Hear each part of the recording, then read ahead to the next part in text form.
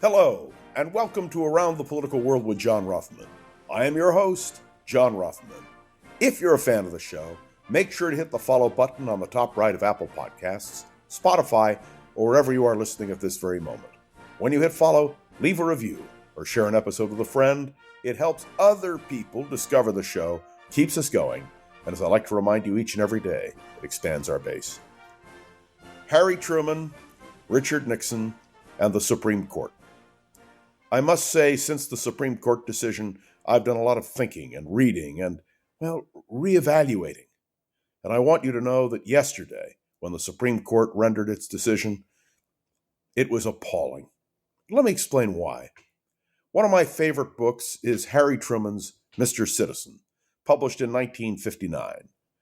Former President Truman described in that book what it was like to be a former president of the United States. And he said, essentially, that you become a citizen like any other. You have to go through all the same things everybody else goes through.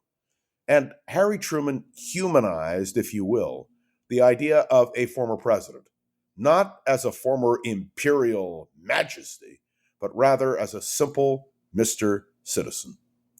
And then I thought of Richard Nixon, who in the infamous interviews with David Frost said that if a president does it, it's not against the law. I could not help but reflect that if the name were Richard Nixon and this Supreme Court were sitting in 1974, that perhaps Richard Nixon would have gotten away with a Watergate cover-up. That was my first thought, how far the American justice system has come and perhaps gone. This is a tragic moment on the eve of our celebration of American independence. I believe with all my heart that this Supreme Court made a serious error in judgment. No one should be above the law. And certainly a former president should not be prosecuted for things they do when they are in office. But stop and think for a minute. Richard Nixon could have argued that in the June 23rd, 1972 conversation with Bob Haldeman, he was simply doing his duty. He was talking about current issues. He was acting with executive authority. And if that were the case, then the infamous smoking gun tape wouldn't have mattered. That's what worries me. What worries me is that Donald Trump may get away with the whole shebang. And that would be an American tragedy. Yes, an American tragedy. If Harry Truman were alive, he'd be rolling over in his grave. And if Richard Nixon were alive, sadly, he'd be cheering what the Supreme Court did. So where does that leave us? It leaves us with Judge Chutkan. Will Judge Chutkan really deal with this? Will this issue of Donald Trump's culpability for an insurrection on January 6th really be explored and revealed?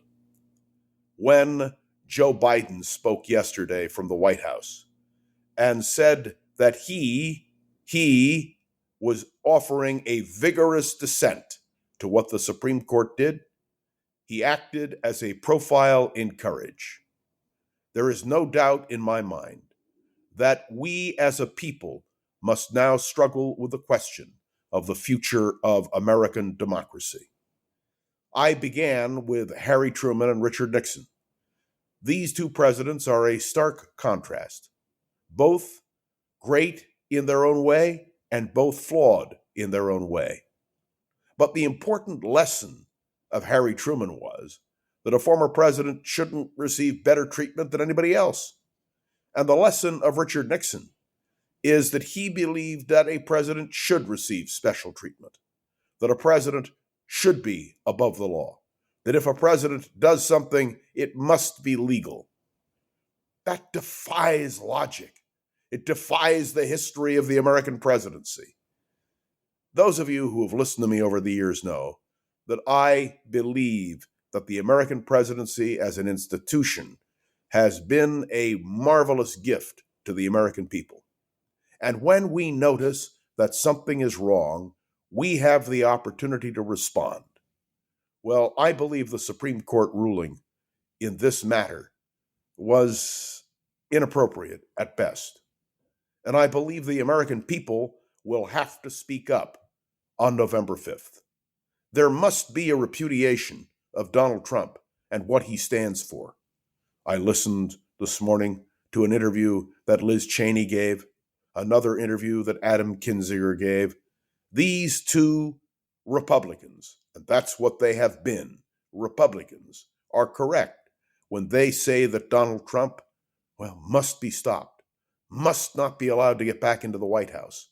Can you imagine if Donald Trump takes office on January 20th next year, that he would have the ability to dismiss all of these issues, all of these charges?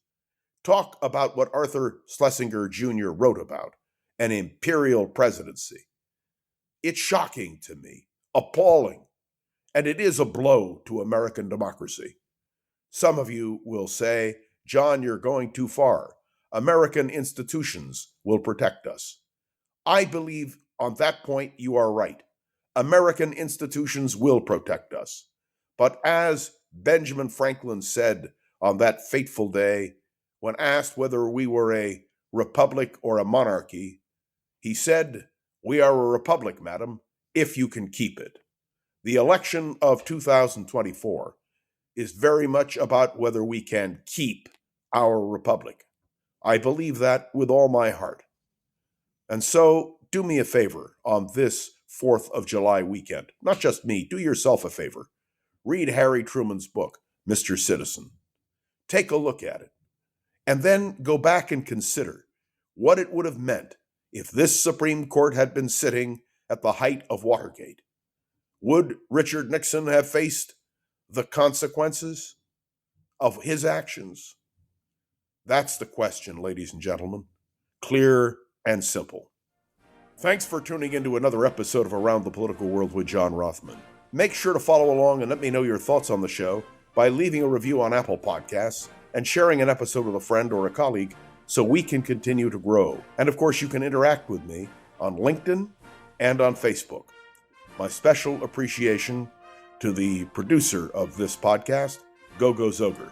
And may I say, Gogo, in my judgment, you're the best. This is John Rothman. I will see you tomorrow on Around the Political World with John Rothman. Thanks for listening.